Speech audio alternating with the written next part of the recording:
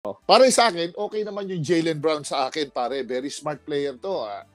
Ito to yung mga small forward na kompleto eh. Kompleto. Kung baga sa kon, wala ka nang hahanapin pa. Two-way player, wing, may tira sa labas, loob, ISO, transition game. Talagang lagi lang short sa Celtics pag playoffs eh. Okay to sa akin. Yung bankero naman, pare, bata, matangkad, efficient player, energy giver. Okay din, nakalaro na rin yan nung last FIBA. Ayos din siya. Pero sa akin, kung magdadagdag ako sa wing position, pare, tinitignan ko, ewan ko yung Jimmy Butler. Wing siya, matigas. Talagang iba din. Ewan ko, kung nakalaro na to sa nasa US team, pwede rin to tignan. Ano din yan eh.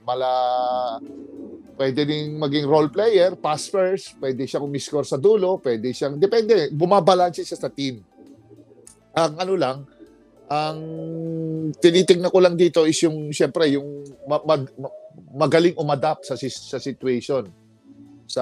Kung anong, kasi pare, kung titingnan nila, ito para for the benefit ng nating mga katalakers, there are only 40 minutes in a ball game. Sa 40 minutes in a ball game, ilan ba ang lineup? 12, 15. O, 12. O, ilan ang scorer? O, siguraran ng 5. Yung 12, yung ano na yun, hahatiin mo yung 40 na yung sa 5 scorer. Hindi naman yan hindi yan parang pasarel na, tapos na, ako naman. 5-5. Hindi ganun eh. 5-5, ikaw naman. Tapos best 5 sa dulo. Hindi mo ganyan yan.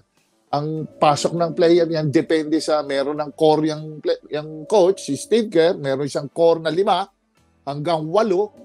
Depende kung malalim ba siyang bumunot.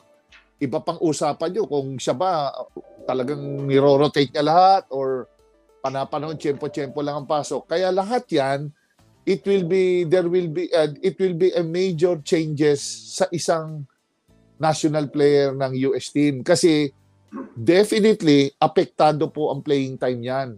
Sigurado ko, kung yun nga, nabanggit mo pare, kung dati 35 ka, magiging 25 or 18 ka lang minutes per ball game.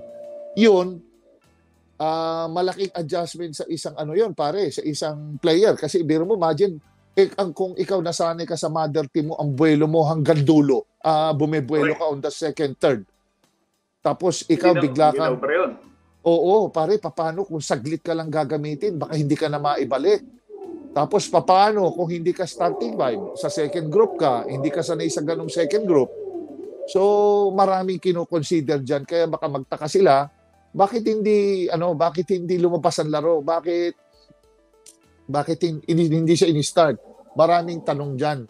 Kaya ang mga katama yung sinabi mo pare, may mga yung coaches talaga nila, pinag-aralan nila yung sinong pwede mag-off the bench, sino yung talagang hot starter, sino yung closer nila, yung panapos, sino yung pwedeng iupo, hindi magre-reklamo, at sino yung kamong coachable.